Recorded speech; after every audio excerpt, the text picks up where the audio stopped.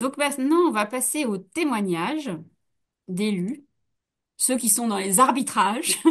Donc on a le plaisir d'accueillir Monsieur Albourg, qui est maire de Motteville, donc qui est en Seine-Maritime.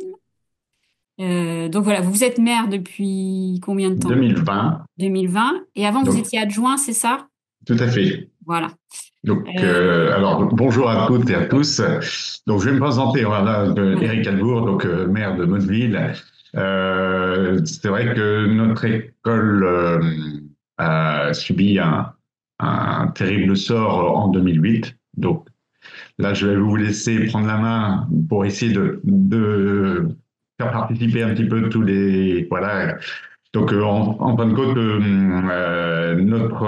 notre école, donc notre commune surtout est impactée par différents risques, hein. Alors, principalement les cavités karstiques et bétoires qui sont naturelles, les cavités anthropiques, et donc les marnières causées par l'homme au XVIIIe siècle, XVIIe, XVIIIe, et puis certains puits à matériaux pour renforcer les ouvrages ferroviaires et routiers. Ce qui fait que ben, nous avons un gruyère sur la commune, hein, comme vous le montrez au niveau de la petite carte. Ouais. Euh, Quelques parcelles sont privilégiées, mais sans connaître vraiment si il peut y avoir de toute façon à tout endroit des cavités naturelles, donc ce qui fait qu'on maîtrise pas tous les terrains. Oui, c'est ce qu'on voit sur cette carte. En fait, c'est une carte qui a été réalisée en 2021 pour... Alors, elle a été mise à jour parce qu'en fin de compte, D'accord. pour vous l'explication, c'est vrai qu'on a un poste dans les années 90 avec une carte qui a été faite en 95, mise à jour en 2008 au moment de l'effondrement de la cavité au niveau des écoles, et là aujourd'hui, la dernière mise à jour en 2020 suite au PLU. Et c'est ce que vous disiez, donc ouais, vous êtes très impacté, votre commune est un gruyère, mais en fait c'est le département qui est très impacté, hein. Je Oui, disais qu'il y avait je plus de parle de ma commune 80 parce que je 000, la connais bien, mais oui, je connais 80 bien 000 ma commune. barrières qui avaient été creusées, voilà, donc c'est un Non problème. mais tout notre territoire haute et basse Normandie, principalement haute avec l'Eure et la Seine-Maritime, est impacté par des cavités souterraines, principalement par l'homme, mais pas que, hein. Ouais. On a aussi beaucoup de nappes phréatiques, donc les bétoirs qui rejoignent les nappes phréatiques sont aussi recensés, connus et fragilisent fortement le territoire. Et donc là, ce qu'on voit sur la carte, ces taches-là, donc c'est un périmètre en fait de 60 mètres, c'est ça, autour des endroits où il y a des risques. Alors, on a des zones napoléoniennes, comme on appelle, où à l'époque, ils ont fait forcément des cavités, mais ne connaissant pas le point exact de la cavité, la préfecture a décidé de nous impacter sur un territoire plus large, parce que souvent c'était dans des plaines, et donc au-delà d'un territoire, ils nous mettent en plus 60 mètres de façon à ce que les particuliers qui désirent faire des constructions à proximité de ces zones napoléoniennes prennent dans des investigations pour sécuriser leur maison. Ok, donc ce n'est pas des zones où on ne construit pas, mais en tout cas, il Non, faut prendre plein de précautions avant de construire, on va dire. exactement. Exactement. Je pense que ça reproduit des personnes, mais en même temps, ça fait partie un petit peu de notre environnement Mm. et beaucoup le font, hein. On a des propriétaires de lotissements qui ont justement pris cette charge à leur compte de façon à pouvoir vendre des terrains à la suite. C'est un point quand même assez complexe parce que vous voyez, préfecture, donc la DTM aujourd'hui donne des accords de CU suite aux investigations que les propriétaires doivent faire. Et on rencontre quand même d'autres problèmes sur les parcelles où il y a des lotissements qui sont faits, sachant que les constructions neuves, des fois, sont encore impactées par des cavités. Et donc là, on voit sur le côté hein, de la diapo les manifestations en surface de la présence des marnières ou des fontis. Donc voilà, ça C'est apparaît des comme ça. puits. Ouais, c'est Ouais, des puits. ouais. Voilà. Bah, c'est souvent, en fin de compte, la marnière en soi, on n'a pas, on la découvre pas vraiment par des effets normaux. C'est souvent le puits qui était à proximité des sols, avec les pluies qui sont de plus en plus importantes, qui fait que ça fragilise forcément le limon et l'argile qui a été posé pour fermer le trou. Et aujourd'hui, ben, des fois, ça s'ouvre, mais pas que, hein, parce que là, pour le dernier ou l'avant-dernier cas que j'ai dans un lotissement avec une maison neuve, où ben là, c'est plutôt le constructeur qui n'a pas respecté les préconisations que le lotisseur avait mis en place sur les épandages des eaux de pluie et ben, des eaux se sont un petit peu accumulées à un endroit, ce qui fait que ça a créé une veine et en dessous il y avait une cavité et donc ça s'est ouvert. Alors une petite cavité de 6 mètres cubes, mais au pied de la maison. Et donc oui, c'est ce que vous m'aviez expliqué, c'est qu'en fait, avec les pluies qui sont de plus en plus intenses, Ah oui. voilà, ça accentue ce phénomène, voilà, que ça fait découvrir des cavités qu'auparavant vous n'aviez pas identifiées, quoi. Je dirais sur mon territoire, mais pas que. Hein. Oui, On est tous impactés dans les oui, communes voisines, même des grosses communes hein, comme Yvetot. Alors, peut-être qu'aujourd'hui, au niveau des informations, on en parle de plus en plus parce que cette commune la plus importante du secteur est impactée sur la départementale d'une qualité. Et là, il y a une bataille juridique avec les assurances pour savoir qui prend en charge le renflouement de cette qualité, quoi. d'accord. Donc voilà, donc on a posé le cadre du risque naturel sur votre commune. Oui. Maintenant, la question, c'est voilà, en quoi votre école est impactée par ce risque, enfin votre ancienne école, on va dire, Ouais. et finalement, Alors, quelle ouais. stratégie d'adaptation vous avez mise en place pour cette école? Alors, je vais faire un peu d'historique. En Allez. 95, donc on a un bâtiment du 19e siècle qui était un peu les écoles communales, mais trop petite, donc à l'arrière du bâtiment, une grande cour où le maire à l'époque décidait de mettre des bâtiments bon, préfabriqués, mais des bâtiments qui étaient de qualité à l'arrière. Et ces bâtiments, en fin de compte, ont vécu une quinzaine, 12 ans, parce que c'était en 95, ouais, une douzaine d'années. Et en 2008, pour quelle raison? Un effondrement, mais par bonheur, au mois de juillet 2008, s'est avéré à moins de 5 mètres des bâtiments nouveaux construits. On connaissait quand même, parce qu'à l'époque, il y avait des sondages de fait, on connaissait qu'il y avait des puits, des cavités, mais la profondeur était tellement importante qu'on ne pensait pas que ça allait pouvoir s'ouvrir à ce jour. Et puis, ben, en 2008, donc là, c'était très proche du bâtiment, donc ils ont fait le nécessaire, parce que moi, à l'époque, j'étais pas le maire, hein, mais le maire, la préfecture, le conseil départemental, le député s'est réuni, donc une cellule de crise s'est mise en place pour éventuellement faire les investigations, mais savoir qu'est-ce qu'on allait faire. Et par bonheur, ils ont pris la décision de mettre en place des algécos des bungalows pendant quelques mois, le temps qu'une nouvelle école se construise, quoi. Donc vous avez construit des algécos le temps de voilà. Alors, ils ont été mis en place bon, pour la rentrée scolaire, parce que c'est vrai que cette D'accord. chance que ça se passe au mois de juillet, ça a laissé le temps d'organiser un petit peu rapidement de remettre en place des bungalows pour qu'on accueille les enfants à la rentrée. Et puis après, bah, ils ont pris le temps aussi pour bah, retrouver un terrain pour une reconstruction d'école qui, forcément aujourd'hui, on est très satisfait forcément du retour parce que bon, on a quand même un outil de travail adapté à nos enfants, quoi.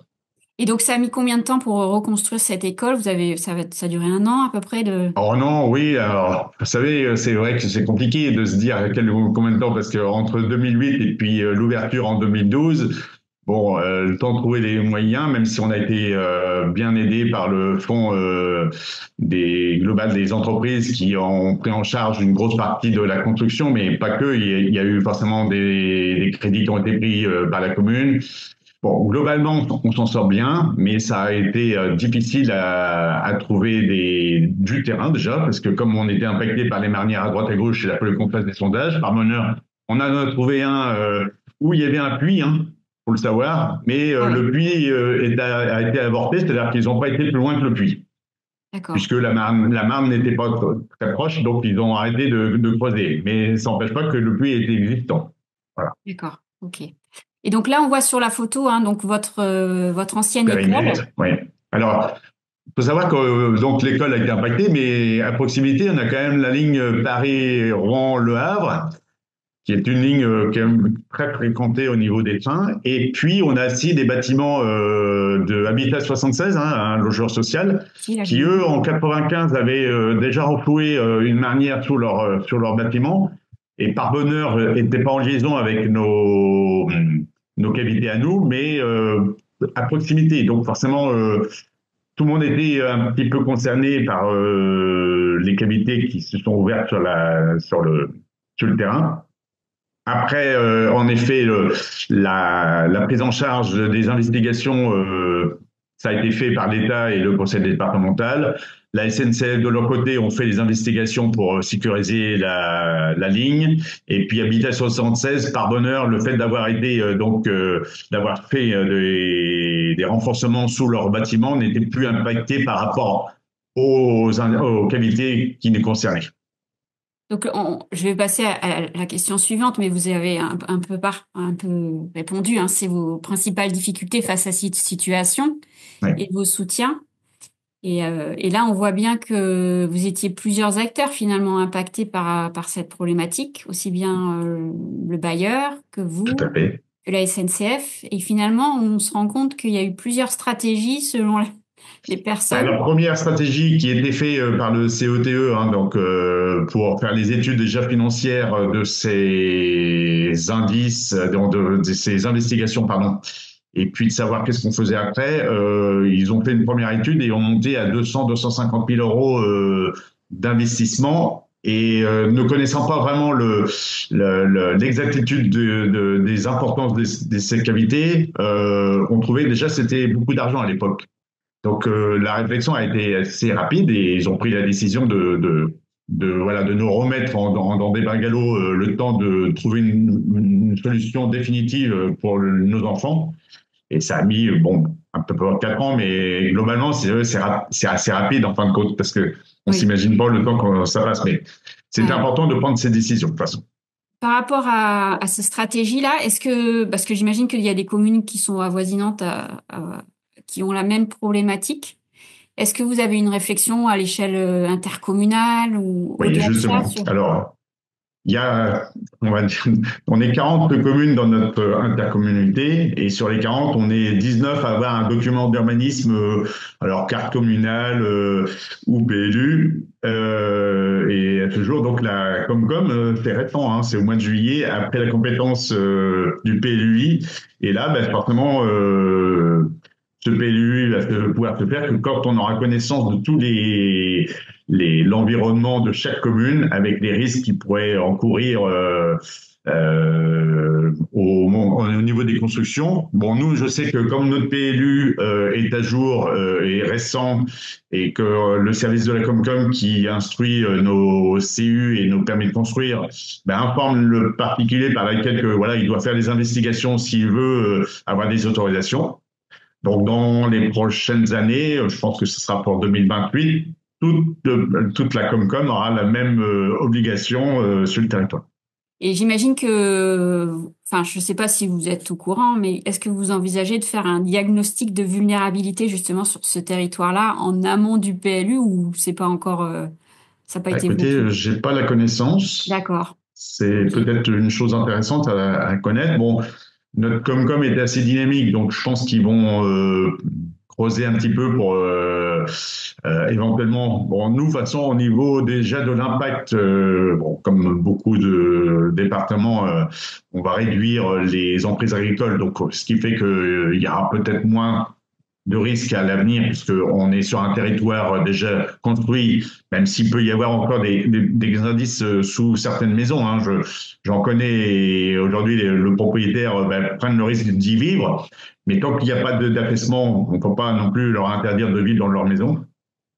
Mais oui, je pense qu'il va falloir éventuellement travailler sur le fond parce que c'est quelque chose qu'en tant que maire, on n'aime pas connaître quand ça s'ouvre à proximité des maisons, ça c'est Ah sûr. oui, oui, c'est ce qu'on disait quand on en discutait, c'est votre responsabilité après qui est tout de suite Ah oui, mise en cause, quoi. tout à fait. D'accord.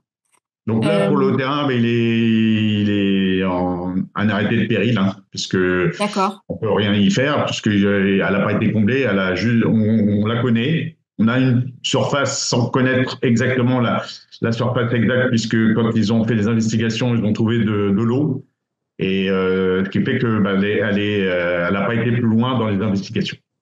Et par rapport, alors c'est vrai que vous avez eu, entre parenthèses, un peu de chance parce que ça s'est passé au mois de juillet, Je donc dis, il n'y ouais, avait pas les enseignants et ouais, les, les les enfants. enfants. Hmm. Mais comment ont réagi les habitants, les enseignants par rapport à toute cette problématique-là?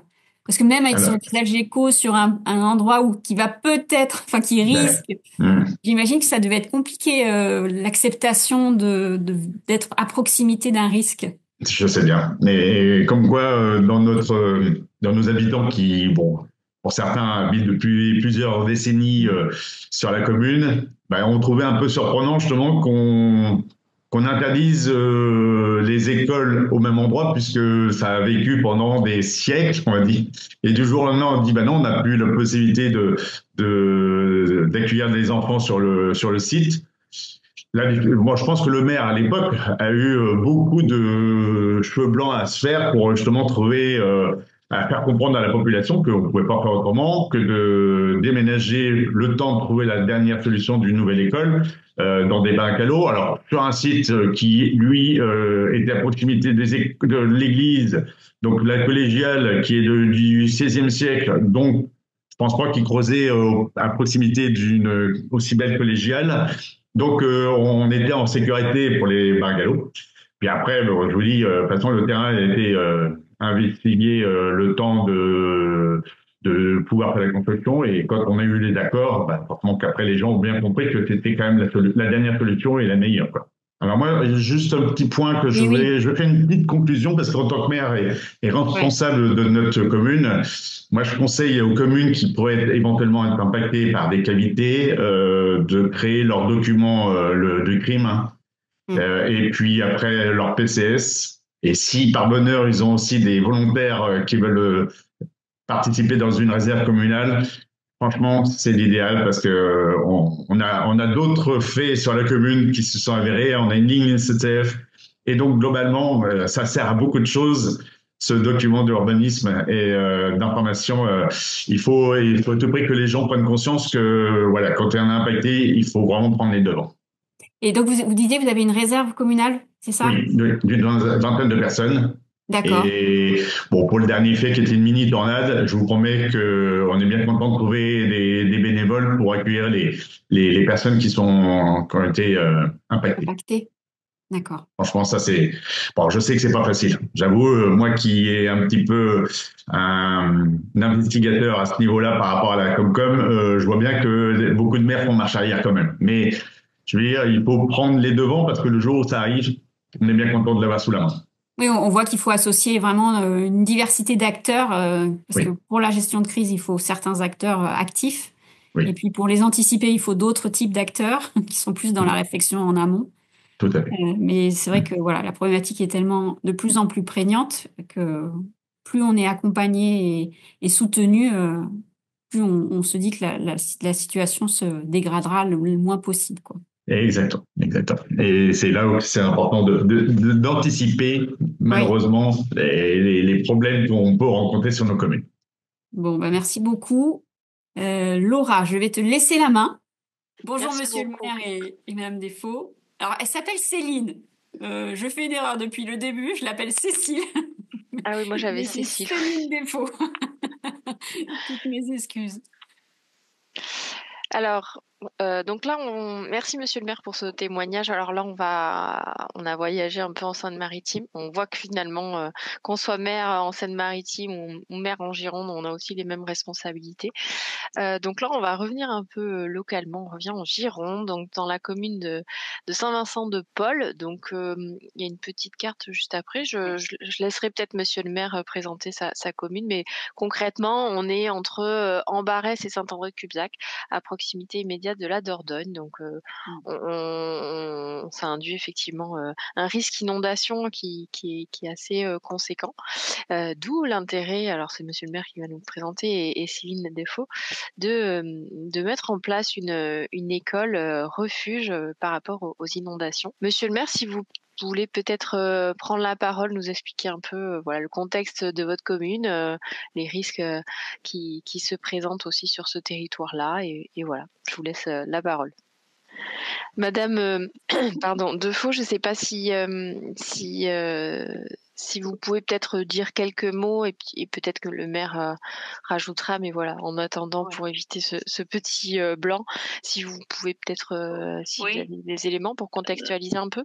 Donc effectivement, la commune de Saint-Vincent-de-Paul, c'est la plus petite commune des 28 communes de Bordeaux Métropole. Bordeaux Métropole, c'est 750 000 habitants.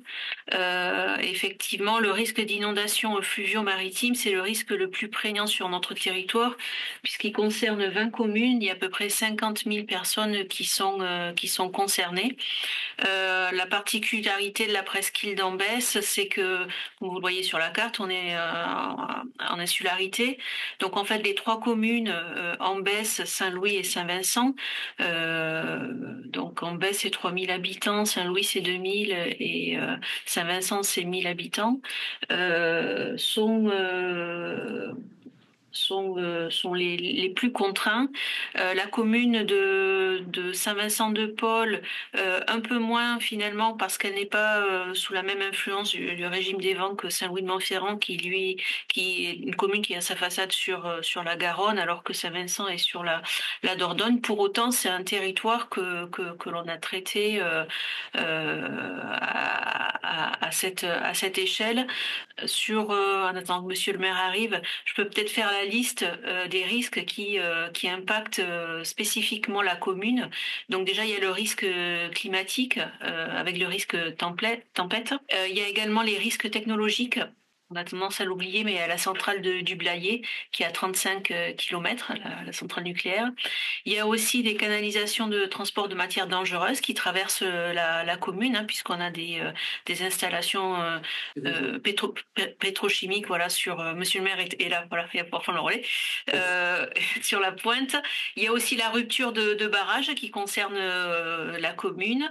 Et donc, je laisse Monsieur le maire poursuivre sur le risque d'inondation fluvio-maritime qui impacte la commune, voilà, avec un PPRI révisé en 2022 pour les communes de la métropole et 2023.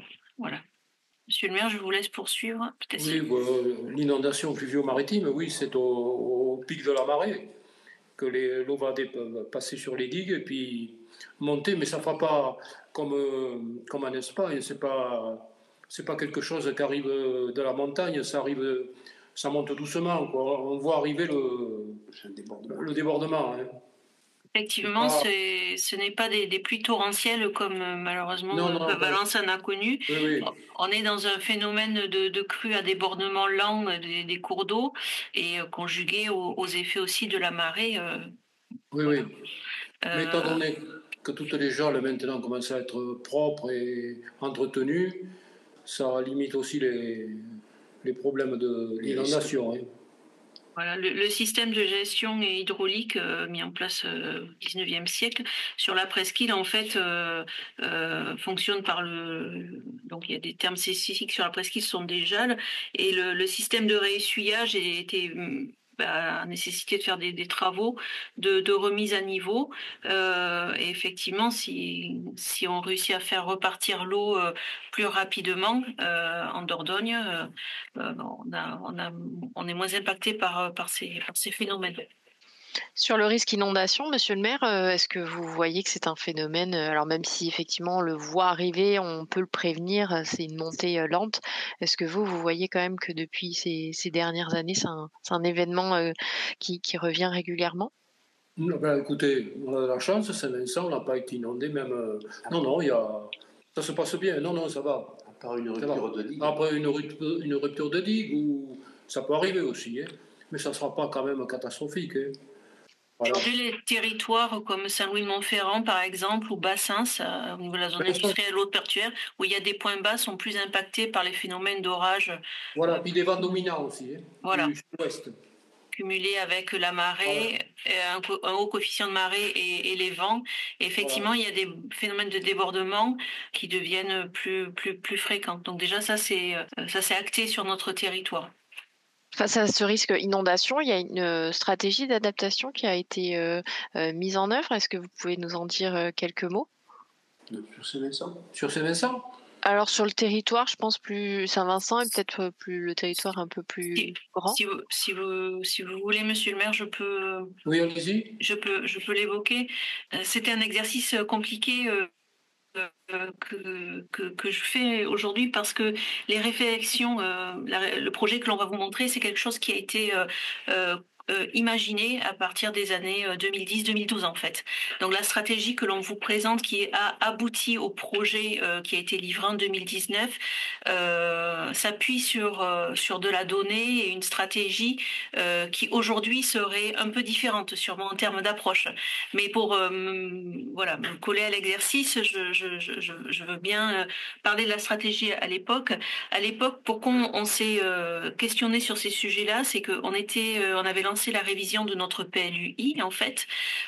Entre-temps, il y avait eu des tempêtes meurtrières et il y avait les directives inondations que nous imposaient les services de l'État. Et la stratégie alors des services d'État, c'était de dire, en dehors des secteurs d'intérêt stratégique, les bourgs de la presqu'île ne peuvent plus se développer voilà, comme on l'avait imaginé jusque-là dans notre document de planification. Charge à la métropole de démontrer que vous allez travailler sur la réduction de la vulnérabilité de votre territoire. Voilà. Et c'est comme ça qu'on a commencé à travailler sur l'histoire d'une stratégie à l'échelle de la métropole, parce qu'on devait donner des garanties aux services de l'État au moment de la révision du PLUI, que on n'allait pas exposer plus de gens et qu'on prenait vraiment la mesure du risque. Donc on a imaginé plusieurs outils et notamment on s'est doté d'une AEMO. Donc là on est 2012, on réussit à se doter d'une AEMO en 2015 parce qu'il faut aussi convaincre à l'intérieur de notre collectivité. Et on réussit du coup à sortir notre première étude, à la lancer tout du moins en août 2016. Donc pour vous dire que déjà entre l'idée de travailler sur la réduction de la vulnérabilité et de voir aboutir une stratégie et une mise en œuvre, il y a des projets, il y a quand même eu un temps certain qui s'est déroulé. Et donc, pour ce qui est de la réduction de la vulnérabilité de la presqu'île d'Ambès sur le volet opérationnel, parce qu'après on a eu d'autres actions qui ont été mises en œuvre, on s'est déjà posé la question de savoir s'il y avait un besoin. Est-ce que concrètement sur la presqu'île, il y a des gens qui sont exposés au risque d'inondation fluvio-maritime et qui n'ont pas de solution de mise à l'abri?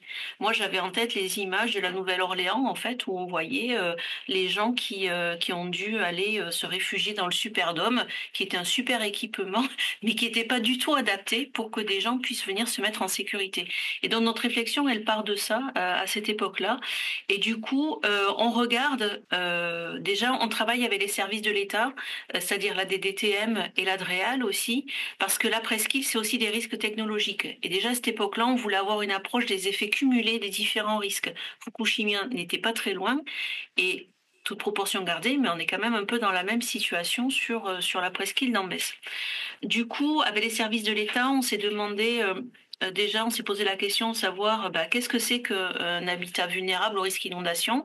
Donc, on a dû le qualifier, on s'est dit que un habitat isolé, comme il peut y en avoir sur la presqu'île, c'est un habitat qui aura plus d'1 mètre d'eau à l'intérieur du logement et qu'il n'y a pas d'étage. Par contre, quand on est dans le centre-bourg, c'est dès lors qu'il y a 1 mètre d'eau qui est étage ou pas, on considère que l'habitat, lui, il est vulnérable. Et d'autre part, ce qu'on a acté avec les services de l'État avant de lancer notre étude, c'est quels événements on modélise en fait, à quel moment on se dit que là, il y a danger ou pas. Donc, on avait un PPRI qui était relativement daté, dont la révision se lançait, mais on n'avait pas de nouveau modèle hydraulique. Donc, on a eu la chance, avec notre AMO notamment, de pouvoir aussi faire des modélisations hydrauliques sur la base des événements qu'on avait convenu de travailler avec les services de l'État, avec des hypothèses de rupture de digue aussi, comme l'a dit Monsieur le maire, parce qu'il faut toujours envisager que la digue, elle va pas tenir. Et donc, sur cette base-là, on a eu aussi une approche dynamique de la crue. Effectivement, peut-être que les habitats sont desservis, mais à un moment donné, ils sont plus accessibles non plus. Et donc, on a modélisé tous ces nouveaux événements et on a regardé comment se comportaient les habitats vulnérables que l'on avait isolés au sein de la presqu'île. Et là, on a ressorti un volume de personnes, un nombre de personnes qui théoriquement avaient besoin de se mettre à l'abri, en gros 3000 personnes. Et on a fait le lien avec ce qui était dans les plans de communaux de sauvegarde à l'époque, les équipements publics qui étaient identifiés pour que ces personnes aillent se mettre à l'abri. Et de la même manière, on a regardé ces équipements publics qui étaient identifiés. Est-ce qu'ils étaient accessibles? Jusqu'à quand? Et est-ce qu'ils n'étaient pas eux-mêmes inondés? Et est-ce qu'ils étaient adaptés pour recevoir des personnes en mode équipement refuge? Est-ce que la réversibilité de l'équipement dans sa fonction d'usage de base était adaptée pour cet usage-là? Et c'est là où on s'est rendu compte des écarts. Effectivement, on avait sur le papier la possibilité d'accueillir ces 3000 personnes, mais en fait, en fonction de l'approche dynamique de la crue, on s'est rendu compte qu'il y avait des déficits en fait au niveau de ces équipements et qu'on avait besoin d'équipements complémentaires ou que les équipements d'ores et déjà existants, on avait besoin aussi de les remettre à niveau ou travailler leur accessibilité. Donc de là est né le schéma directeur des zones refuges de la presqu'île d'Ambès.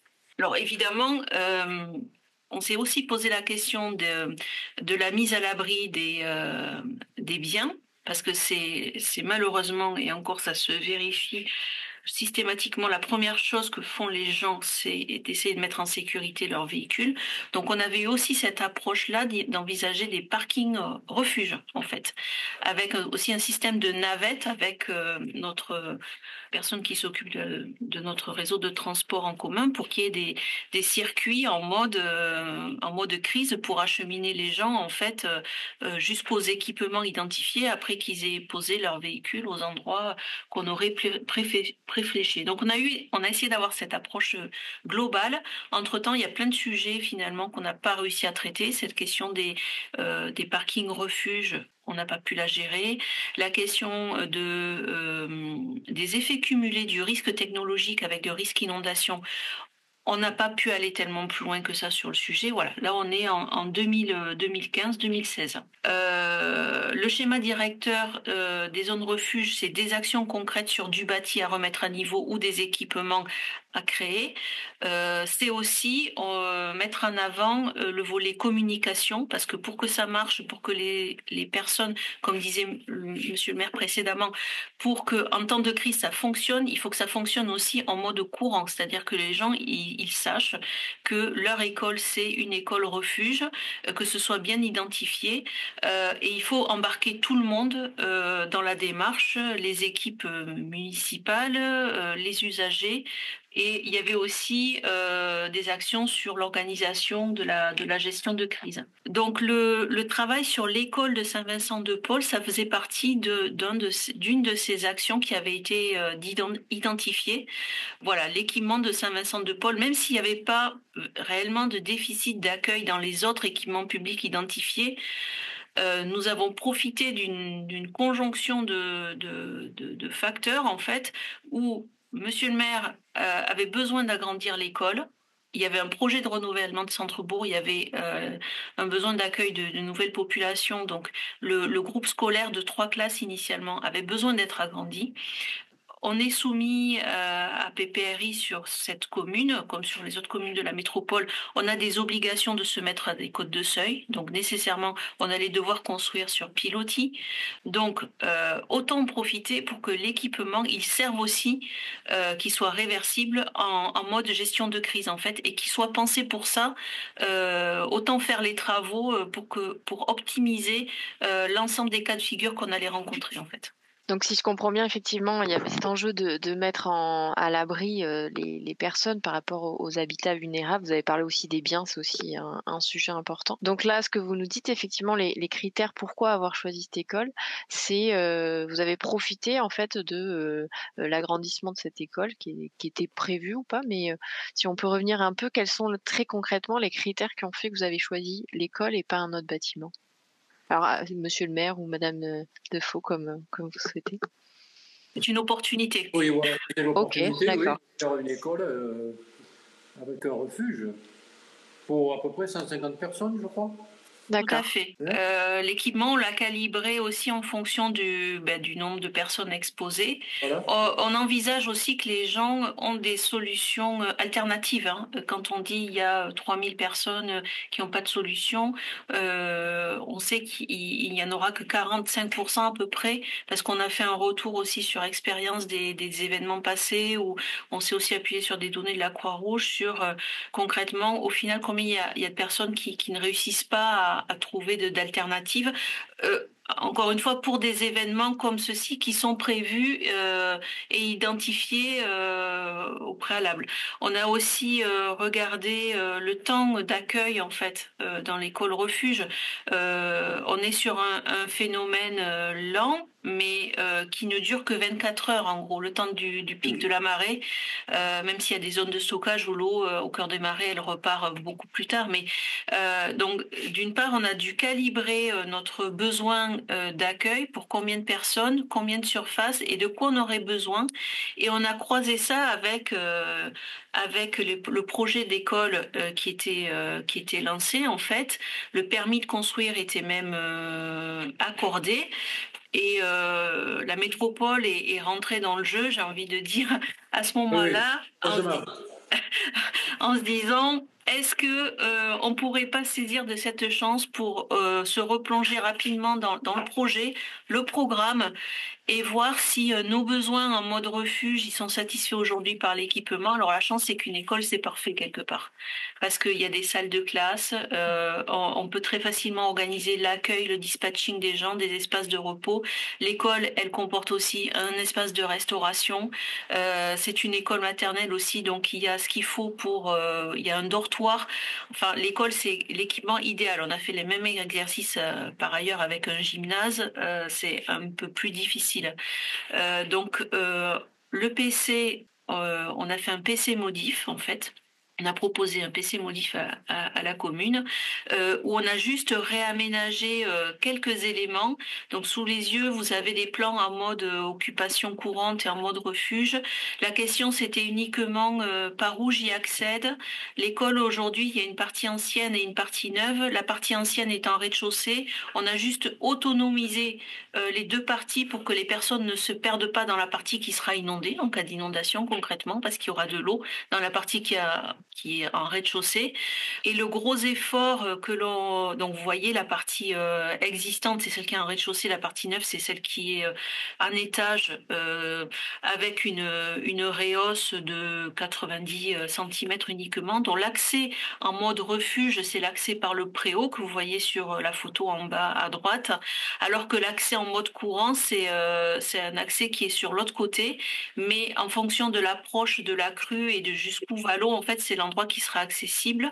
Il y a aussi la possibilité d'évacuer par le toit, vous voyez la toiture terrasse. Le gros investissement, parce que c'est la question qui vient tout de suite après, c'est combien ça a coûté. En fait, le surcoût pour ce projet était uniquement lié à l'autonomisation des réseaux. Le fait de mettre des clapets anti-retour, après ça c'est habituel dans les zones inondables, mais le fait d'avoir pouvoir continuer à s'éclairer, à se chauffer, on a, vous le voyez sur une des photos, un générateur sur les toits qui est en permanence en fait, qui est à demeure, qui va venir prendre le relais de la chaufferie qui est dans la partie basse en fait, avec un système de chauffage rayonnant par plafond aussi qui vient prendre le relais si c'est l'hiver et qu'on a besoin de chauffer les locaux. À l'époque, c'est un surcoût de 140 000 euros sur un projet de 3 2 millions millions d'euros. 4. Ouais, 2 millions 4, voilà. Et est-ce que c'est un équipement que vous avez pu tester en réel ou en exercice et quels sont un peu vos retours sur ce test? L'école, bon, avec les pompiers, on fait des essais d'évacuation, mais on n'a jamais testé avec de l'eau.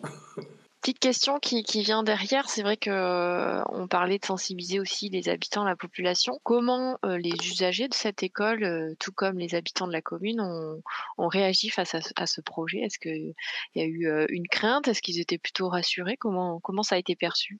Je pense qu'ils ne sont même pas. Non, il y a beaucoup de gens qui ignorent que c'est une zone de refuge. D'accord. On en parle pourtant, mais non, il y a des gens qui. Non, on n'a pas eu de questions sur ça. Dans- Effectivement, ce que je vous ai expliqué, c'est que le projet, on s'est saisi d'une opportunité. Dans le cadre du projet de renouvellement de Centre-Bourg, nous avons été amenés à faire des réunions de concertation pour présenter les futurs programmes qui allaient arriver. Mais ce projet-là, il n'a pas été concerté en amont, puisque on est arrivé au stade du permis de construire. Voilà. Par contre, le travail qui a été fait, c'est avec les personnels de la commune et du rectorat aussi, la personne qui s'occupe, la référente des PPMS, des plans particuliers de mise en sûreté face aux risques majeurs. Déjà pour dire au personnel, aux enseignantes, aux équipes municipales, ben, votre école c'est une école refuge, ça, voilà. Donc ça c'était un temps d'échange spécifique avec mon collègue qui est responsable du service de la prévention en fait, qui a rappelé ce qu'on a dit un peu précédemment. Hein, votre commune elle est soumise à tous ces risques, voilà. Et après, on a fait un travail spécifique, en accord toujours avec le rectorat et surtout avec la directrice de l'école et les enseignantes, sur inclure la sensibilisation des scolaires à travers les programmes en fait. Donc c'est quelque chose qu'on a travaillé en amont. On leur a demandé voilà comment elles voulaient communiquer autour du sujet. Du coup notre bureau d'études, toujours notre AMO, toujours la même, a développé des outils spécifiques en fait. En fonction de ce qu'on avait imaginé avec les enseignantes. Donc vous voyez par exemple la maquette qui est une maquette inondable. Voilà, donc les enfants, déjà, ils se repèrent. Donc ça, c'est raccroché à leur cours de espace, en fait, géographie. J'habite où? Moi, je suis là, mon école, elle est là. Et c'est eux-mêmes qui viennent verser l'eau, en fait, pour voir le phénomène, comment la crue, en fait, impacte leur environnement. Voilà, avec aussi un travail sur de localisation toujours sur des cartes magnétiques avec et un petit livret avec des terminologies spécifiques. Ben, moi, j'habite sur une presqu'île. C'est quoi une presqu'île? J'ai un système de réessuyage par des jalles. C'est quoi une jalle en fait? Et l'idée, c'est pas enfin, c'est de faire comprendre aux enfants qui sont dans un territoire particulier. De toute façon, on est toujours dans lequel il est, et du coup, bah, qu'ils ont une école qui est un peu particulière parce que, en cas de besoin, elle leur permettra de venir se mettre en sécurité, et ça permet aussi d'essaimer surtout le cercle familial en fait, de pouvoir échanger sur le sujet. Voilà, donc c'est plutôt ce travail a posteriori que l'on a mené. Monsieur le maire, donc on voit que on comprend que ce projet c'est issu d'une opportunité par rapport à l'agrandissement de l'école. Est-ce que au sein de votre équipe municipale, il y a eu d'autres réflexions par rapport à l'adaptation de d'autres équipements publics ou l'aménagement de certains espaces publics différemment par rapport au risque d'inondation?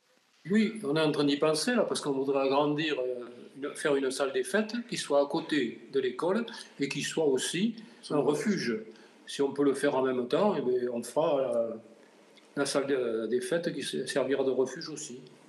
Mais ça peut servir aussi, puisque Céline en parlait, en Best, il y a des usines qui sont dangereuses, mais ça pourrait servir à autre chose aussi. Hein. Il n'y a pas que l'inondation. Il peut y avoir.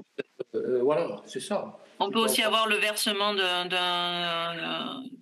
matières dangereuses avec un besoin de s'isoler, de confinement à un moment donné. Ça peut être tout à fait ça aussi. Par rapport au risque canicule aussi, ça peut aussi servir parce qu'à un moment donné, il y a des personnes vulnérables qui ont peut-être besoin de venir un peu trouver de la fraîcheur. Oui, tout à fait, oui. Alors les choses qui se voient moins peut-être qu'une école, c'est la démarche globale dans laquelle s'est inscrite la commune par rapport à son projet de centre-bourg, c'est globalement travailler sur une approche résiliente de son territoire. Alors en 2015, on n'utilisait pas la terminologie, quoi. Mais c'était vraiment ça. Typiquement, il y a eu l'école, effectivement. Alors oui, c'est une opportunité, mais monsieur le maire, il aurait pu aussi dire, ben, j'ai juste envie d'être réglementaire, je me mets à la côte de seuil, point, et j'en fais pas plus. Mais ça n'a pas du tout été ça. Toute l'équipe a été volontaire. Il y a aussi globalement à l'échelle de tout le projet de renouvellement de centre-bourg un évitement complet des zones humides. On n'aurait aucune obligation de le faire à l'époque. Pourtant, ça a été le choix qui a été fait. Il y a aussi le fait de travailler, alors que c'était pas évident, de se dire on est sur une presqu'île, la question des îlots de chaleur, c'est peut-être pas la chose la plus prégnante. Mais pour autant, on a travaillé avec chaque opérateur qui se positionnait sur un programme, sur une approche bioclimatique de leur construction, sur une anticipation de la RE 2020 qui n'était pas encore opposable, sur le fait de travailler sur des espaces extérieurs systématiquement pour eux. Et nous, on a essayé de se l'imposer aussi sur les aménagements publics que l'on a pu faire. On a imposé des teintes claires systématiquement, toujours par rapport à la question du confort d'été, alors que Saint-Vincent-de-Paul, c'est quand même notre plus petite commune de la métropole au milieu des marais. On se dit pas qu'on est dans l'hypercentre et qu'il y a un sujet, mais c'est à travers nos compétences de la métropole qu'on a essayé d'accompagner la commune pour cette approche un peu systémique du sujet. Et aujourd'hui, ben, on est rattrapé par la montée en puissance sur le sujet et par tous les aléas aussi qui nous ont frappés. Et justement, sur ce que vous dites, avec ces événements qui s'amplifient, alors on voit que cette question de la résilience, même si on ne mettait pas ce terme en 2015, il y avait quand même cet objectif et ça, les projets sont déjà sortis de terre, donc on le fait déjà depuis plusieurs années. Mais face à voilà tout ce qu'on entend, ces phénomènes qui s'accentuent, est-ce que vous sentez au niveau des communes de Bordeaux Métropole qu'il y a une évolution de pensée dans cette adaptation? Comment ça se caractérise, cette pas prise de conscience, parce comme vous le dites, ils savent depuis longtemps, on essaye d'anticiper, mais aujourd'hui, ces phénomènes s'accentuant, comment ça évolue dans la pensée des élus, des agents? Oui, je pense que ça va dans le bon sens, là aussi, hein. Tout le monde fait attention, hein. S'il arrive quelque chose, c'est eux qui sont responsables, hein. Enfin, c'est nous qui sommes responsables, Oui, hein. Alors, tout à fait. voilà, c'est ça. Il faut mettre la responsabilité, oui. Oui, la métropole va dans le bon sens, là. Oui, on monte effectivement en puissance parce Oui, que voilà, oui. déjà, il y a de nouveaux moyens. Depuis 2015, on a un service de la prévention de la sécurité civile qui a été mutualisé à toutes les communes. En 2019, typiquement, tous les PCS communaux ont été harmonisés. On avait déjà l'idée d'un PCIS à l'époque, des plans intercommunaux de sauvegarde, mais on n'avait pas franchi le pas. Il y a aussi une réserve, monsieur le maire de la commune précédente en parlait, l'importance d'être préparé pour la crise. Depuis 2023, on s'est doté d'une réserve citoyenne métropolitaine avec 100 habitants volontaires et il y a eu un nouveau appel à manifestation d'intérêt à l'automne dernier pour faire grandir le contingent. Il y a le plan intercommunal de sauvegarde qui va être sûrement achevé en courant 2025. Là, les cartes de vulnérabilité sont en cours de réalisation. Sur la montée en puissance en termes d'ingénierie, de moyens, de données. Depuis 2016, Bordeaux Métropole porte la compétence GEMAPI aussi. Et en Voilà, 2022, on s'est doté tout à fait, d'une stratégie. Je crois, c'est gros, oui. Tout à fait, oui, oui. On a quand même 80 kilomètres Voilà. de digues à gérer au niveau de la métropole. Et là, ils vont s'attaquer au gros chantier. Enfin, ils ont commencé du travailler sur le risque d'inondation par un débordement des cours d'eau. Parce qu'aujourd'hui, avec le PPRI, c'est vrai qu'on a une très bonne connaissance des débordements en Garonne et en Dordogne, mais on a une connaissance partielle de tous nos cours d'eau. Donc là, l'idée, c'est d'avoir une approche globale sur ce qui se passe avec des modélisations et pas que une comment dire une photographie de à l'instant T le débordement à tel endroit pour connaître. On essaie aussi de développer des modèles. Et je dirais que le gros changement, parce qu'à l'époque, quand on posait ces questions-là, c'était difficile d'embarquer tout le monde, mais aujourd'hui, c'est évident qu'il faut avoir une approche systémique des risques. Et donc la métropole, elle est en train de se doter d'un plan de résilience territoriale. On en a parlé précédemment, en fait. Avec aujourd'hui, c'est une mission. Demain, ça va devenir carrément un pôle. Donc à l'échelle de notre organisation, c'est vraiment quelque chose de très significatif. Et leur objectif, c'est de travailler à préserver l'habitabilité du territoire pour tous, tout le vivant dans son ensemble, en toutes circonstances, donc en mode courant et en mode crise, et dans la durée. Et dans la durée, ça fait référence à ce que disait le bureau d'études initialement. Nous travaillons sur un modèle qui est donc le scénario du GIEC. Alors sur deux modèles, l'optimiste, le scénario optimiste, le 4.5 qui dit ben la population ne grandit pas et les émissions de gaz à effet de serre restent ce qui sont aujourd'hui. Donc ça, on sait que c'est pas tenable. Mais il travaille aussi sur le scénario 8.5 dont on a parlé, voilà, où avec la poursuite des tendances, qu'est-ce que ça donne sur notre territoire avec tous nos aléas connus aujourd'hui et par rapport au risque inondation fluvio-maritime. On sait que les cartes que vous avez vues en tout début, je n'en parlais pas tellement plus que ça parce que elles sont déjà dépassées. En fait, on a travaillé sur des cartes à l'époque, c'était tempête 99 plus 60 centimètres, c'était notre événement extrême, le millénal en fait, pour la métropole. Vous voyez, le mauve, c'est le plus de mètres d'eau. Aujourd'hui, on travaille sur un modèle, c'est le 99 plus 120. C'est ça l'événement réaliste chez nous aujourd'hui.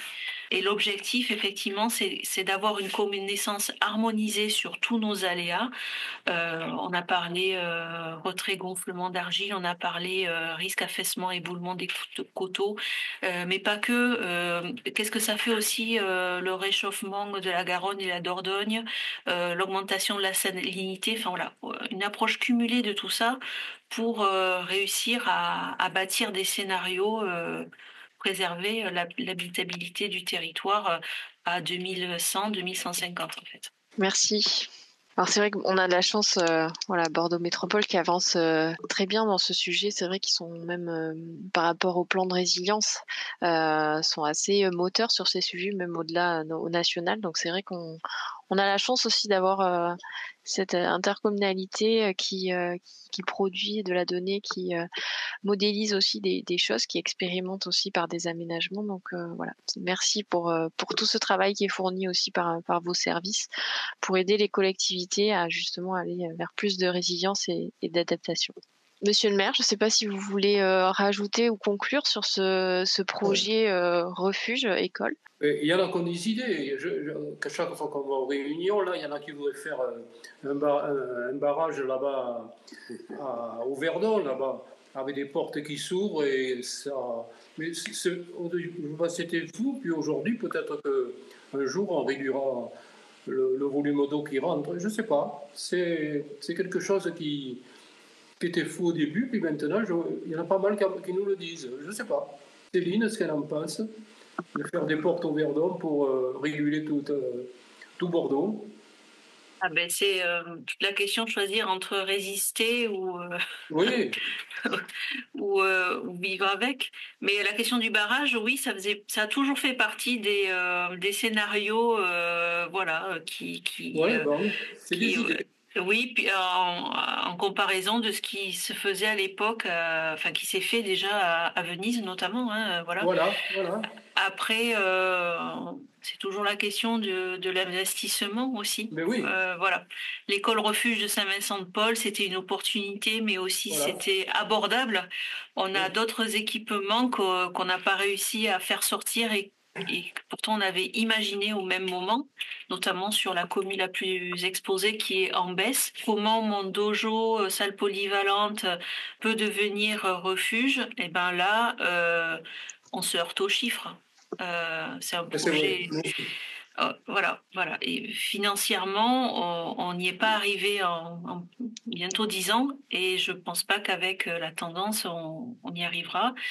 Voilà, donc ça va être quand même le nœud de la guerre de plus en plus aussi. Donc merci en tout cas à tous les trois, parce que je crois que Monsieur le maire, vous avez aussi un adjoint qui est présent. Ouais. Donc merci Bonjour à vous. Céline. Donc merci à vous d'avoir présenté voilà ce cas très intéressant, que ce soit pour nos collègues, nos homologues girondins, mais aussi dans toute la France. Donc merci à vous. Pour conclure très brièvement sur cette matinée, je vais rebondir sur ce que vous avez dit, Madame Defoe, résister ou faire avec. Je trouve que c'est plutôt voilà, c'est la question qu'il faut effectivement se poser sur nos différents territoires, parce que finalement le changement climatique il est là, il est inévitable, on va devoir faire avec, il y aura des choix qui vont devoir être faits. Donc d'où l'intérêt d'anticiper ces questions, de se rapprocher aussi de toutes, vous avez parlé d'ingénierie, que ce soit des cabinets d'études extérieures ou d'intercommunalités qui montent aussi en compétence sur ces sujets. Mais en tout cas, voilà, il faut aujourd'hui pouvoir modéliser, avoir de la donnée, modéliser, scénariser aussi les différents aléas pour pouvoir demain prendre des décisions, anticiper et limiter ces événements critiques sur les territoires. Donc ça nécessite vraiment voilà, de connaître par cœur son territoire, d'aller plus loin que ce qu'on a pu voir dans les années passées. Il faut effectivement pouvoir aller plus loin par rapport à ce que nous dit aussi le GIEC par rapport aux évolutions. Mais en écoutant aussi, j'entends beaucoup d'élus qui me disent, les anciens aussi, qui ont un rapport au territoire qui est très intéressant et qui ont un rapport aussi à ces aléas. En tout cas, les solutions existent. On voit bien que il y a une réelle nécessité de mettre en œuvre une politique publique. Voilà, des fois il faut faire des choix sur des politiques publiques. Celle-ci, elle me paraît aujourd'hui inévitable. Il faut avancer sur ces sujets. Donc il n'y a plus qu'à. Et donc là, on vous a présenté quelques solutions, mais il en existe encore plein d'autres par rapport aux écoles. Donc je vais laisser peut-être Claire conclure sur les prochains modules qui aborderont d'autres solutions aussi par rapport à tout ça. Oui, Laura, merci beaucoup à Monsieur le maire et son adjoint, et puis à Madame Defoe. Effectivement, on va continuer sur voilà ces solutions d'adaptation de nos écoles à ces évolutions climatiques. Et donc le prochain module, ça sera le 10 décembre. Et ça sera sur le confort thermique. Et ensuite, donc on fera 2 autres temps en 2025 sur comment un projet d'adaptation d'école va fédérer aussi bien les usagers de l'école que aussi les habitants ou les parents d'élèves. Et ensuite, on ira se balader dans des écoles en Gironde qui ont mis en place des choses pour améliorer le confort dans les cours, mais aussi au niveau du bâtiment. Voilà, merci beaucoup à tous les intervenants. Et puis, je vous dis à bientôt. Je vous souhaite une bonne journée. Et puis, à très bientôt.